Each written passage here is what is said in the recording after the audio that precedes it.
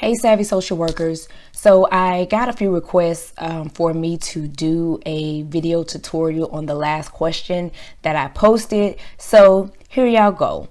A social worker in a community agency is meeting with a client who is applying for respite care assistance for her paralyzed daughter. After completing the assessment, the social worker explains the available services that the agency provides. The client expresses that she needs more intensive assistance with her daughter and is upset that the agency cannot assist her with her needs. What should the social worker do next? So out the gate, I'm paying attention to the fact that this is a next question. So it's asking me to intervene in some manner. And so that means I want to look for what is the last thing that the social worker already did, if anything. But starting with the strategy, I am going to, first of all, see where I am in the helping process. And it just tells me that a social worker is meeting with the client. I teach in my program that usually when it says it's meeting, that most of the time denotes us being in the beginning phase of the helping process. Again, nothing about this exam is absolute. So there's not an always do this, never do that, or always is this, never is that. So just in my experience, usually when it says is meeting, we can kind of put that as being in the beginning phase of the process, okay? Because it doesn't say, that we're working with the client yet or anything like that. So beginning phase of the process, our presenting problem of why the client is there is because she's applying for respite care assistance for her paralyzed daughter, okay? So after completing the assessment, the social worker explains the services.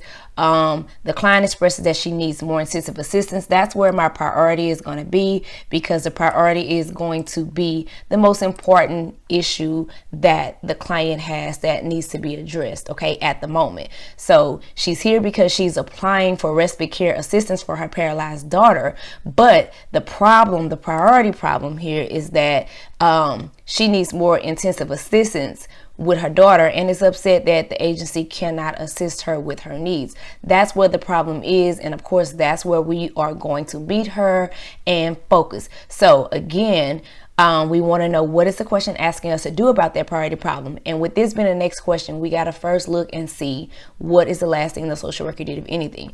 And according to this, it says after completing the assessment. So I know that the social worker has at least already completed the assessment. So coming next after an assessment, that automatically lets me know, according to the stages in the helping process, that we are now moving to the middle phase of the helping process, which is where we start the planning and then we start the interventions. So I'm going to have that mindset before I even get to the answer choices. Notice I said before I even get to the answer choices, because you want to make sure that you are knowing where you are in the process, what the priority problem is, and what the question is asking you to do about it, okay? And so being that we have already completed an assessment, my answer is going to be something that comes after I complete an assessment, right? That's going to directly address my priority issue, which is the client being upset about the services that she's being offered. So now, what are we going to do next in regards to this, right?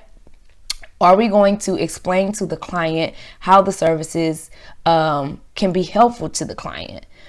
Is that going to address the fact that she needs more intensive assistance and she's upset that the agency cannot assist her? Is that going to pretty much address her issue or solve what the main issue is by explaining to her how the services can be helpful? I think not, because it seems like, they're not even as relevant at this point, right? That's why she's upset. So, B, provide the client with additional referrals to other resources. Is that going to address it? Maybe, maybe not. I'm going to put a pause on that one because that could be plausible. I'll dig more into it. C, explore the client's feelings about the available services offered. That also seems like something that would be good to do next after we complete the assessment and we've determined what her problem is. And now we know that, we can't really assist her with exactly what she needs. So we're going to, let that sit as well. D, refer client to another agency. So you've just completed this assessment. You're in the beginning phase. You realize that you can't help her. Some would say that it is logical to refer the client to another agency, but remember, we're in the beginning phase, and so in the beginning phase we are either engaging and or assessing the client. And so when we're engaging, we still want to make sure that we're building that therapeutic rapport with her. So just saying, oh well, you know, we can't help you, let me send you to someone else, that is absolutely something we can do, but I do feel like according to the helping process there should be something else before we just send them away, right? So I am going to eliminate that, which leaves me with the answer choices of B and C. So we can either provide the client with additional referrals to other resources, you know, that can assist her, or we can explore the client's feelings about the available services offered. Now, my priority issue is that the client needs more intensive assistance with her daughter, and she is upset that the agency cannot assist her.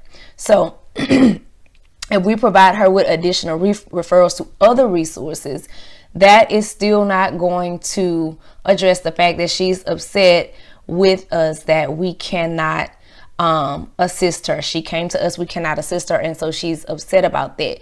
Yes, you know, providing the client with these additional referrals to look into other resources is going to be helpful. However, I don't think that it will immediately address what the priority issue is here. Because they're talking about her being upset.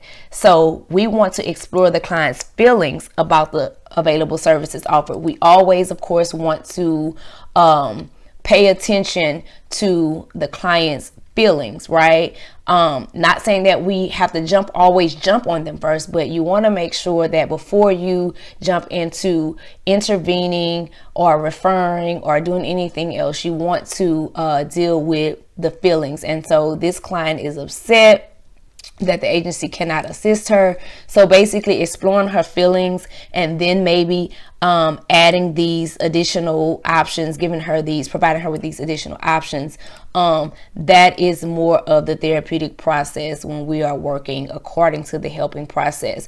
So the answer is definitely going to be C. When the social worker becomes aware that the client's discomfort, she should meet the client where she is by exploring her feelings before implementing another intervention, which would just basically make the client feel like her feelings are being disregarded. So let's go ahead and acknowledge her feelings in that moment. So just to recap what happened here, we're in the beginning phase, we're meeting with this client, so that tells me that we are engaging and or assessing her at the moment. And her priority issue is that she needs some services that we can't provide her, and she's upset.